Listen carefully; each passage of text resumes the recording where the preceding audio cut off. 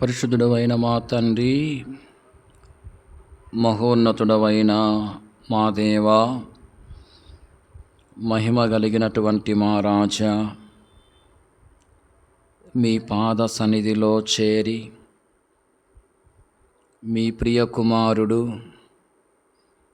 మా రక్షకుడైన యేసుక్రీస్తు నామమున మీకు స్తోత్రమును చెల్లిస్తూ ఉంటున్నాం. ఇంతవరకు ఈ పరిచర్యలో మీరు మాకు సహాయం చేస్తూ వచ్చిన విధానం అంతటిని బట్టి మిమ్మల్ని ఘనపరుస్తూ ఉంటున్నాం. మీ సన్నిధికి చేరి వచ్చిన వారిని బట్టి మీకు స్తోత్రములు. ప్రభా, ఇంకా రావలసిన వారిని దర్శించండి. వారు త్వరగా మీ సన్నిధికి చేరి వచ్చేదాని కొరకు మీరే కృపను అనుగ్రహించండి. ప్రభా, ఈ సమయంలో నిలబడుతున్న మీ దాసుని మీరు కరుణించండి. అయోగ్యుడను నిష్ప్రయోజకుడను నాయన, మీ సన్నిధి నిలిచి పరిచర్య చేయుటకు ఏమాత్రము అర్హత లేనివాడును. మీరు నన్ను కరుణించి మీ కలవరి సిలువ రక్తము చేత మీరు నన్ను కడిగి నూతనపరచండి.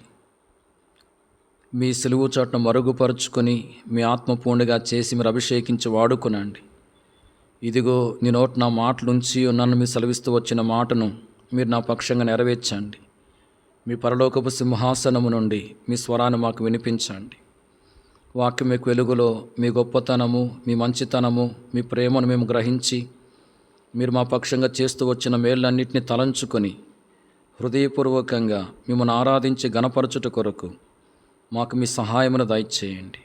ప్రతి విధమైన ఆటంకాన్ని దూరపరచండి, శత్రుకర లయపరచండి. ప్రతి ఒక్కరూ శ్రద్ధతో వాక్యాన్ని విని మేలు పొందుట కార్యం చేయమని యేసుక్రీస్తు ప్రభు నామమున ప్రార్థించి స్తుతించి వేడుకొనుచున్నాం తండ్రి, ఆమేన్. ఈ సమయంలో పరిశుద్ధ గ్రంథంలో నుండి కీర్తన 106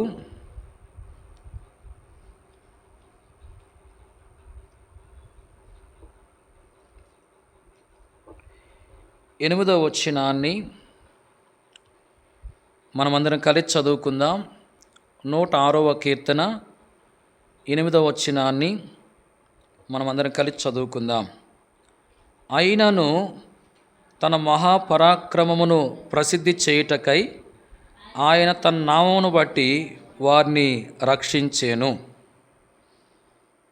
మనం చదువుకుంటూ వచ్చిన ఈ వాక్య భాగములో అయినను అనే మాటను మనం చూస్తూ ఉంటున్నాం. ఈ సమయంలో పరిశుద్ధ గ్రంథములో నుండి అయినను అనే మాట రాయబడిన 4 సందర్భాలని మనం చూద్దాం. ఈ 4 సందర్భాల్లో మరి ఇశ్రాయేలీయులను గురించి మనము గమనించవచ్చు. ఈ 4 సందర్భాల్లో మన దేవుడు ఎలాంటి వాడుగా ఉన్నాడో మనము గ్రహించవచ్చు. మన దేవుడు ఎలాంటి వాడుగా ఉన్నాడో మనము తెలుసుకొని ఆ దేవుణ్ణి మనము ఆరాధించి గణపరిచే వారముగా ఉండాలి. మొదటిగా 106వ కీర్తన 8వ వచనములో అయినను అనే మాటను మనం చూస్తూ ఉంటున్నాం.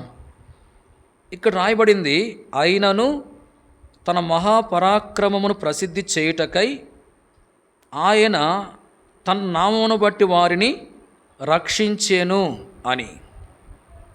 గమనించండి, అయినను ఆయన రక్షించెను అని ఈ వచనములో వ్రాయబడ్డట్లు మనం చూస్తూ ఉంటున్నాం. మరి ఇక్కడ అయినను అనే మాట ఎందుకు రాయబడింది అంటే, మనము 7వ వచనములో గమనించవచ్చు. చివరి భాగములో సముద్రమునొద్ద, ఎర్ర సముద్రమునొద్ద వారు తిరుగుబాటు చేసిరి.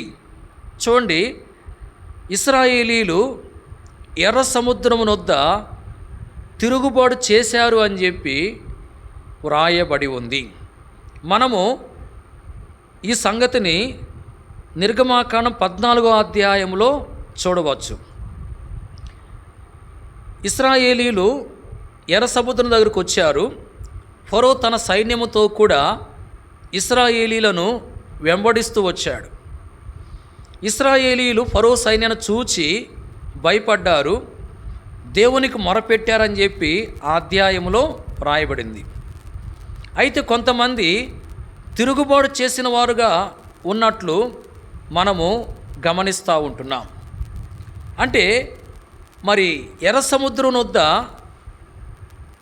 ప్రజల్లో కొంతమంది తిరుగుబాటు చేసిన వారుగా ఉన్నారు దేవుని మీద. అయినను దేవుడు ఇశ్రాయేలుని ఏం చేశాడంటే రక్షించిన వాడుగా ఉన్నాడు. ఎర్ర సముద్రాన్ని పాయలుగా చేసి దారి ఏర్పాటు చేసి ఇశ్రాయేలు అందరినీ సముద్రం దాటించాడు. ఫరో సైన్యాన్ని ఎర్ర సముద్రంలో ముంచివేశాడు. వాక్యములో మనము గమనించవచ్చు. నిర్గమాకాండములో 14వ అధ్యాయము 30వ వచనంలో, ఆ దినమున యెహోవా ఐగుప్తీయుల చేతిలో నుండి ఇశ్రాయేలీలను రక్షించెను అనే మాటను దేవుడు ఏం చేశాడు? ఐగుప్తీయుల చేతిలో నుండి ఇశ్రాయేలీలను రక్షించిన వాడుగా ఉన్నాడు. చూడండి, వారు తిరుగుబాటు చేశారు, అయినను దేవుడు వారిని ఏం చేశాడు? రక్షించిన వాడుగా ఉన్నాడు. ఈ మొదటి సందర్భంలో దేవుడు ఎలాంటి వాడో మనం చూస్తున్నాం. ఆయన ఎలాంటి వాడు అంటే రక్షించేవాడు. ఇశ్రాయేలీలు తిరుగుబాటు చేశారు, అయినను దేవుడు వారిని ఏం చేశాడు? రక్షించిన వాడుగా ఉన్నాడు.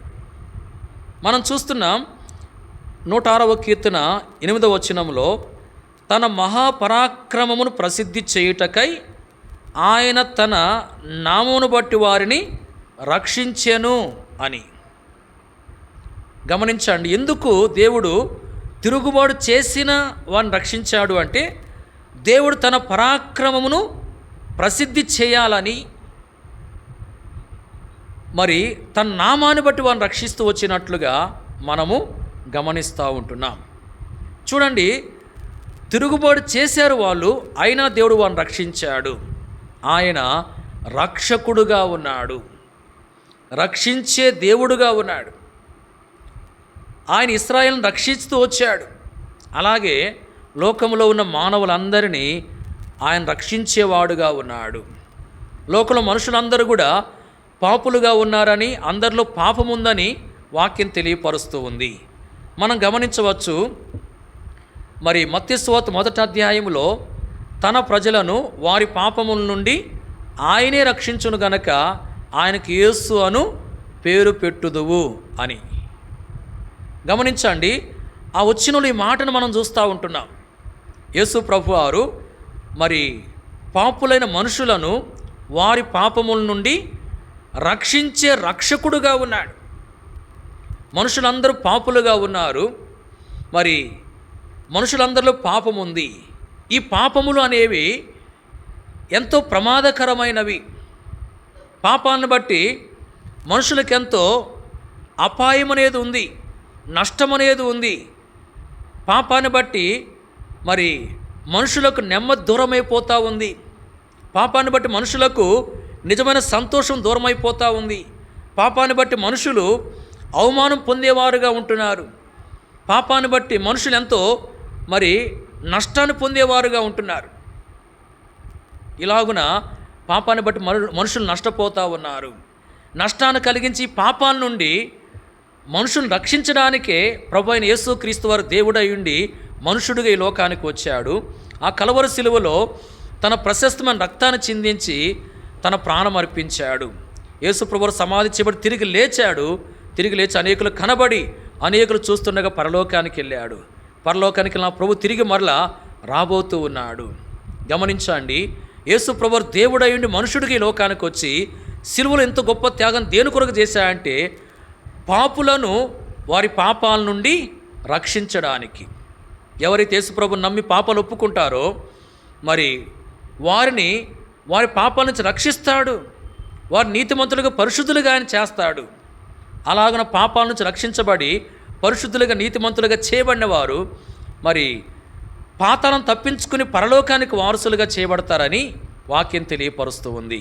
కాబట్టి ఎవరైతే ఇంకా యేసుప్రభుని అంగీకరించకుండా పాపముల నుంచి రక్షించబడకుండా పాపముల్లోనే జీవిస్తున్నారో వారు ఇప్పుడైనా ప్రభుని అంగీకరించి ప్రభు కొరకు జీవించేదాని కొరకు తీర్మానం చేసుకోవాలని ప్రభు పేరిట మనవి చేస్తూ ఉంటున్నాం.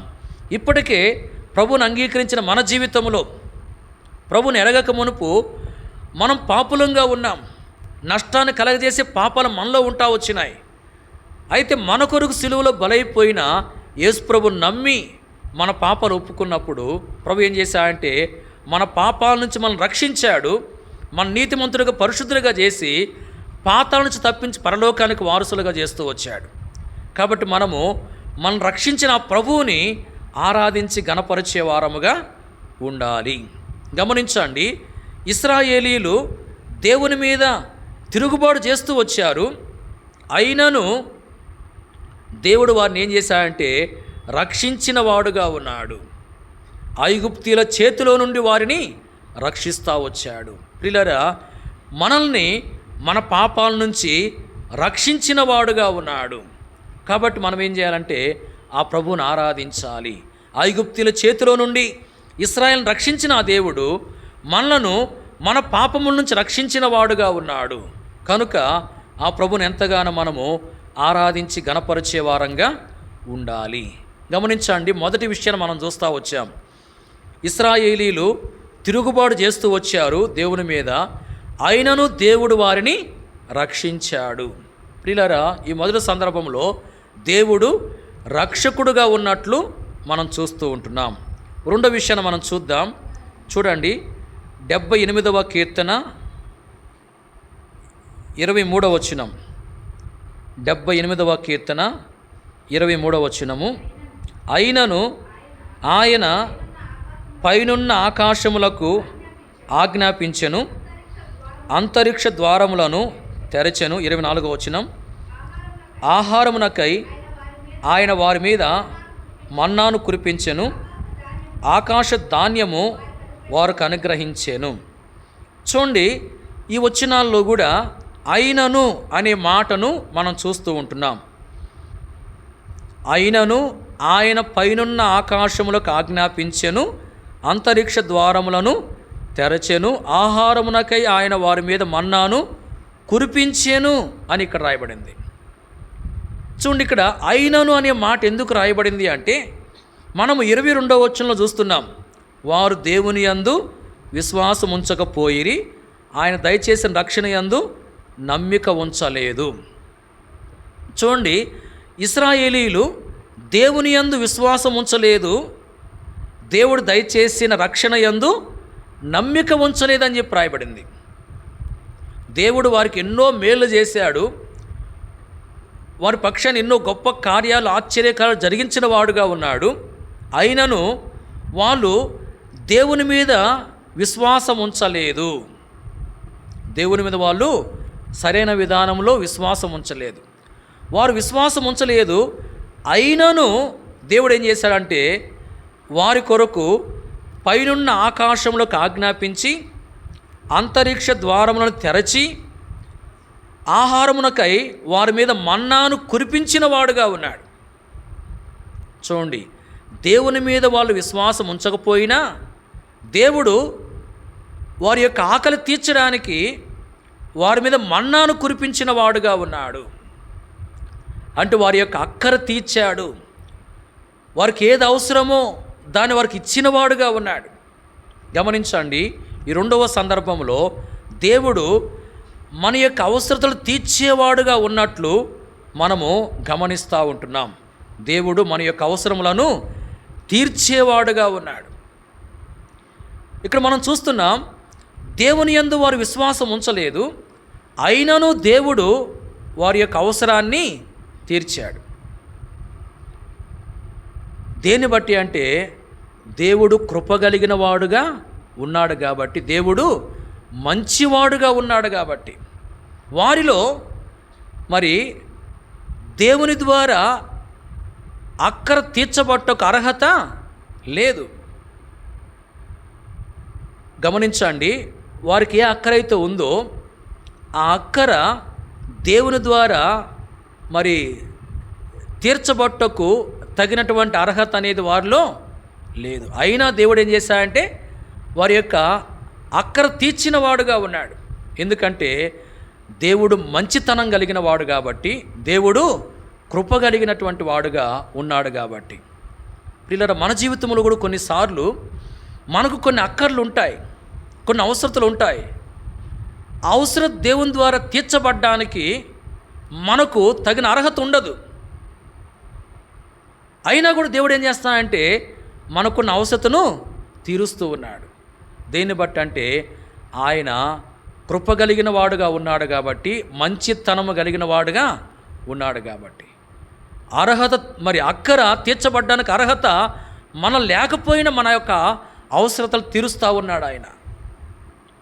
కాబట్టి ఆయన మనం ఆరాధించి గణపరచాలి. ప్రభువా, నీ ద్వారా నాకున్న అవసరం తీర్చబడ్డానికి, నా అవసరం తీర్చుకోవడానికి నాలో ఏ అర్హత లేదు, అయినప్పటికీ నువ్వు మంచితనం కలిగిన దేవుడుగా ఉండి, కృప కలిగిన దేవుడుగా ఉండి ఎన్నో పర్యాయములు నాకున్న అవసరతలు తీరుస్తూ వచ్చావు, నాకున్న అక్కర తీరుస్తూ వచ్చావు ప్రభు అని చెప్పి ఆ ప్రభును మనం ఆరాధించి గణపరిచే వారంగా ఉండాలి.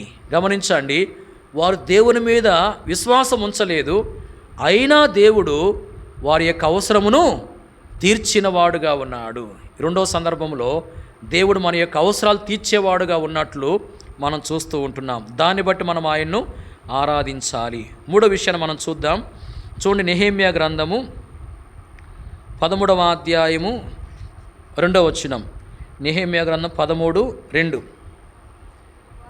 వారు అన్నపానములు తీసుకొని ఇశ్రాయేళ్లకు ఎదురుపడక వారిని శపించమని బిలామును ప్రోత్సాహపరిచిరి. అయినను మన దేవుడు ఆ శాపమును ఆశీర్వాదముగా మార్చినని వ్రాయబడినట్టు కనబడెను. చూడండి, ఇక్కడ అయినను అనే మాటను మనము గమనిస్తూ ఉంటున్నాం. ఇక్కడ కూడా అయినను అనే మాట రాయబడింది. అయినను మన దేవుడు ఆ శాపమును ఆశీర్వాదముగా మార్చెను అని ఇక్కడ రాయబడింది. చూడండి, మరి అయినను అనే మాట ఇక్కడ ఎందుకు రాయబడింది అంటే, మనం గమనిస్తూ ఉంటున్నాం, మరి ఇశ్రాయేలీలను శపించడానికి మోయాబు రాజు బిలామును పిలిపించిన వాడుగా ఉన్నాడు. ఈ బిలాము ఇశ్రాయేలును శపించడానికి ప్రయత్నిస్తూ వచ్చాడు. అయితే దేవుడు ఏం చేశాడంటే ఆ శాపాన్ని ఆశీర్వాదంగా మార్చిన వాడుగా ఉన్నాడు. గమనించండి, మరి ఇక్కడ ఇశ్రాయేలీలు బిలాము ద్వారా శపించబడ్డానికి మరి శాపాన్ని పొందడానికి తగిన స్థితిలో ఉన్నారు. అంటే శాపం పొందవలసినటువంటి పరిస్థితుల్లో వారు ఉన్నారు. గమనించండి, బిలాము ద్వారా శాపము పొందవలసిన స్థితిలో ఇశ్రాయేలు ఉన్నారు. అయినను దేవుడు ఏం చేశాడంటే ఆ శాపాన్ని ఆశీర్వాదంగా మార్చాడు. ప్రియులరా, ఈ మూడవ సందర్భంలో దేవుడు మార్చేవాడుగా ఉంటున్నాడు. ఏం మారుస్తాడు అంటే శాపాన్ని ఆశీర్వాదంగా మార్చేవాడుగా ఉంటున్నాడు. ప్రభు ప్రజలంగా మనము దేవుని కొరకు నమ్మకంగా కొనసాగుతూ ఉంటున్నప్పుడు, దేవుని కొరకు యథార్థంగా జీవిస్తున్నప్పుడు, దేవుని ప్రేమిస్తూ మరి దేవుని యొక్క మహిమ కొరకు మనం ముందుకు సాగుతూ ఉన్నప్పుడు ఎవరైనా మరి మనల్ని శపించడానికి ప్రయత్నం చేసి మన విషయంలో శాప వచనాలు పలికినా దేవుడు ఏం చేస్తాడంటే ఆ శాప వచనాలని ఆశీర్వాదంగా మారుస్తాడు. మరి బిలాము ఇశ్రాయేలును శపించడానికి పూనుకున్న ఆ సందర్భంలో మనము సంఖ్యాకాండములో ఆ సంగతులను చూడవచ్చు. అక్కడ ఇశ్రాయేలును గురించి మనం చూస్తే మరి వారిలో ఏ వంకరతనము లేదు అని రాయబడింది. వారిలో ఏ దోషము దేవుడు కనుగొనలేదని చెప్పి రాయబడింది. అంటే ఇశ్రాయేలు ఎలా ఉన్నారు? మంచిగా జీవిస్తున్నారు. అలాగే మన జీవితంలో మంచి లక్షణాలను కలిగి దేవుని కొరకు నమ్మకంగా కొనసాగుతున్నప్పుడు ఎవరైనా మరి మనకు శాపాలు పెడితే, ఆ శాపాన్ని దేవుడు ఏం చేస్తాడు? ఆశీర్వాదంగా మారుస్తాడు. వీళ్ళని గమనించండి, మన దేవుడు మరి శాపమును ఆశీర్వాదంగా మార్చే దేవుడుగా ఉంటున్నాడు. అలాగే మరి యేసేపు జీవితాన్ని మనం ఆలోచన చేసినట్లయితే యేసేపునకు కొన్ని శ్రమలు వచ్చినాయి. మరి ఆ శ్రమలు దేవుడు ఎలా చేశాడంటే మేలుగా మారుస్తూ వచ్చాడు. ఆ శ్రమలు అనేవి రావటం ద్వారా యేసేపు ఏం పొందాడు? మేలు పొందాడు. ఏం మేలు పొందాడంటే ఐగుప్తు దేశంలోనే మరి ఫరో తర్వాత అధికారిగా చేయబడతా వచ్చాడు. అలాగే దావీదు జీవితంలో కూడా కొన్ని బాధలు వచ్చినాయి. ఈ బాధలు మేలుగా మార్చబడుతూ వచ్చినాయి. అంటే మన జీవితంలో మరి దేవుని కొరకు నమ్మకంగా ముందుకు సాగుతూ ఉన్నప్పుడు మనకి మరి కొన్ని శ్రమలు రావచ్చు, అలాగే బాధలు కూడా కలగవచ్చు. ఈ శ్రమలు బాధలు మరి ఎలా మార్చబడతాయి అంటే దేవుడు ఎట్లా మారుస్తాడంటే మనకు మేలుకరంగా మారుస్తాడు. అంటే శ్రమలు మనకు మేలుగా మారతాయి, బాధలు మనకు మేలుగా మారతాయి. దేవుడు అట్లా మార్చేవాడుగా ఉంటున్నాడు. కాబట్టి ఇలాంటి దేవుని మనం ఆరాధించాలి. గమనించండి, శాపమును ఆశీర్వాదంగా మార్చే దేవుడుగా ఆయన ఉన్నాడు. బాధలను శ్రమలను మేలుగా మార్చేవాడుగా ఆయన ఉంటా ఉన్నాడు.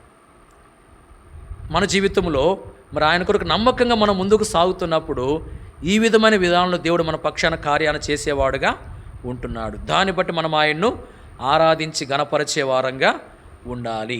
గమనించండి, ఇశ్రాయేలీలు శాపాన్ని పొందవలసిన స్థితిలో ఉన్నారు.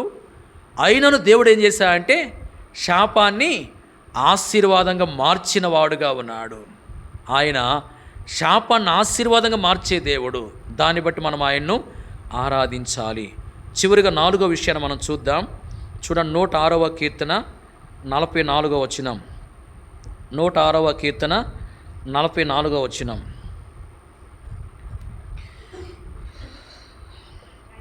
అయినను వారిలో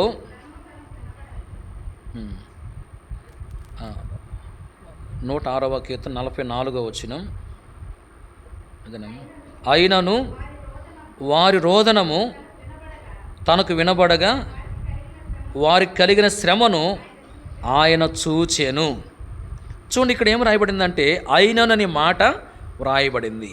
అయినను వారి రోదనము తనకు వినబడగా వారికి కలిగిన శ్రమను ఆయన చూచెను అని రాయబడ్డట్లుగా మనము గమనిస్తూ ఉంటున్నాం. ఇక్కడ అయినననే మాట ఎందుకు రాయబడింది అంటే మనము 41వ వచనంలో చూస్తున్నాం. చివరి లైన్లో తమ దోషముల చేత హీన దశ నొందిరి అనే మాటను, తమ దోషముల చేత హీన దశ నొందిరి అంటే ఇశ్రాయేలీలు దేవునికి విరోధంగా దోషము చేసిన వారుగా ఉన్నారు. ఆ దోషాన్ని బట్టి శత్రువుల చేతికి అప్పగించబడి హీన దశలోనికి వచ్చేశారు. శత్రువుల చేతులకు అప్పగించబడి శత్రువుల చేత శ్రమ పెట్టబడి హీన దశలోనికి వచ్చేశారు. హీన దశలోకి వచ్చి ఇక రోదనం చేస్తూ ఉన్నారు. చూడండి, ఇశ్రాయేలీలు దోషము చేస్తూ వచ్చారు. దోషాన్ని బట్టి శత్రువుల చేతికి అప్పగించబడ్డారు. మరి శత్రువులు వారిని ఎంతగానో శ్రమ పెట్టారు. ఆ శ్రమను బట్టి హీన దశలోకి వచ్చేసారు ఇశ్రాయేలీలు. ఇక రోదనం చేస్తూ ఉన్నారు. చూడండి, వారు దోషం చేసి దేవునికి ఎంత బాధ కలిగించారు. అయినను దేవుడు ఏం చేస్తూ వచ్చాడు? మరి వారి రోదనము తనకు వినబడగా వారికి కలిగిన శ్రమను ఆయన చూచేనని చెప్పి ఇక్కడ రాయబడింది. దోషము చేసి దేవునికి బాధ కలిగించారు. అయినను దేవుడు ఏం చేస్తూ వచ్చాడు? వారు రోదనం చేస్తూ ఉన్నారు. దోషం చేసి శత్రువుల చేతికి అప్పగించబడ్డారు కదా, శత్రువులు శ్రమ పెట్టారు. ఆ శ్రమను బట్టి హీన దశకు వచ్చేశారు. ఇప్పుడు రోదనం చేస్తూ ఉన్నారు. ఆ రోదనాన్ని విన్నాడు దేవుడు. విని వారికి కలిగిన శ్రమను చూచి వారికి సహాయం చేస్తూ వచ్చాడు. ఎలాగూ అంటే మరి ఏ శత్రువుల చేతికైతే వారు అప్పగించబడ్డారో వారు మరి ఇశ్రాయేలు మీద కటాక్షం చూపునట్లుగా దేవుడు కార్యం చేస్తూ వచ్చాడు. అంటే ఇశ్రాయేలుకు సహాయం చేసిన వాడుగా ఉన్నాడు. చూడండి, ఇశ్రాయేలు దోషము చేసి దేవునికి బాధ కలిగించారు. అయినను దేవుడు మరి వారు కలిగిన శ్రమలో రోదిస్తూ ఉన్నప్పుడు ఆ రోదన ధ్వని విని వారి యొక్క శ్రమను చూచి వారికి సహాయం చేసిన వాడుగా ఉన్నాడు. ప్రియులారా, మన జీవితంలో కూడా మన శ్రమను చూచి మనకు సహాయం చేసేవాడుగా ఉంటున్నాడు ఆయన.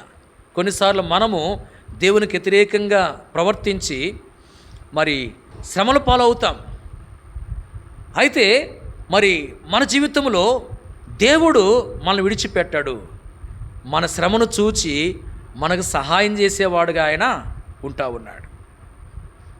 గమనించండి, మరి ఇశ్రాయేలు దోషము చేసి శ్రమల పాలయ్యారు.